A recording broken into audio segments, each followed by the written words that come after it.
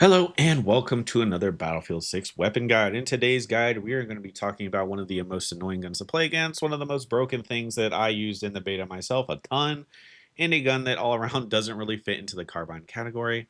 And that, of course, is the standard M4A1, a gun that is so recognizable that, well, you're probably going to use it just because it's there, and it's one of the first things you unlock. You really have it right out the gate. So this guide will have no prerequisites besides the actual build itself and actually leveling up the gun. But without further ado, we're going to go really fast. So let's get right into it. Right off the bat, the first thing we want to talk about is the barrel. The first thing we're going to pick from a barrel is our extended barrel because this will give us the fast or the best stats for kind of having control. As far as our brakes go, we're going to want to prioritize the single port brake. And then once we unlock the double port brake, we're also going to be picking that as well. Of course, that's up to you. When we go from a grip perspective, this is probably the most important part of the build. You are going to want the classic vertical or the alloy vertical. We are going to be prioritizing control and precision. Really, more than anything, control because this gun has an insane rate of fire. When we talk about our mags, you don't really unlock the mags till pretty late, so they're pretty irrelevant for this conversation. But for the sake of starting, you're going to want to start with the 30, go to the 36, and then go to the 40. Ammo types is, again, up to you. I like to run the hollow points when I unlock them, and the penetration until then, simply because it gives me a little bit of boost of damage.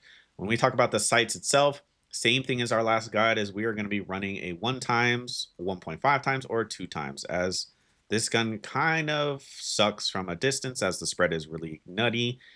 And yeah, I mean, you're not going to be doing too much long range games with this thing. I will add that you can also add a laser if you want. I like the laser because it makes the hip fire of this gun even more nasty than it already is.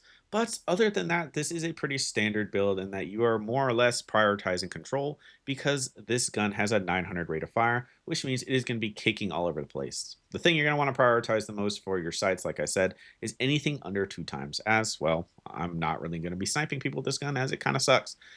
As far as our magwell stuff, you have the choice to do what you want. I like the one that gives you a little bit of extra when you're aiming down the sights, but as like I said, you can do what you want.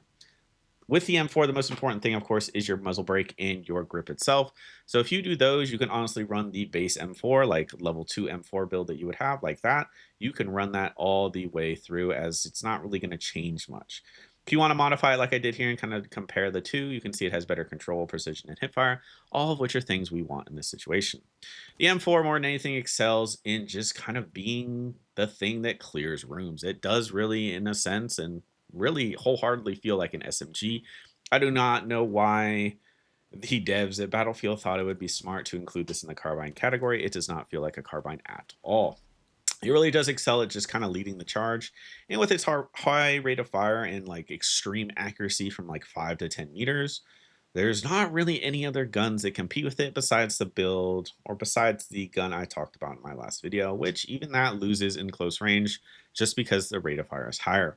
This is the gun I'm going to choose more than anything when I'm more or less just charging into the breach. Like, I am going to be hip firing. I am not going to be aiming down my sights. I'm going to be doing what I need to do to break through a certain point. And then, of course, I can switch if need be. But this gun really does have a really good practical application in most of the breakthrough maps, and I don't really find myself using it too much in Conquest, but you can do you as you see fit. It just doesn't really excel at single fire and kind of long distance. So I do think there's better options for anything past 10 to 15 meters. Just because, like I said, when you go full auto, the spray is disgusting from a distance, if you can probably see most of these clips. But as with my last guide, I'm not going to hold y'all more than I need to. We are about 4 minutes in, and I'm going to let y'all either watch the clips or if you don't want to watch the clips, I'm not going to hold you to it. But as always, I hope you all have a good rest of your day, a good rest of your month, and a good rest of your year. And if you have any guide suggestions or kind of builds that you found that work with this gun, make sure to comment them below.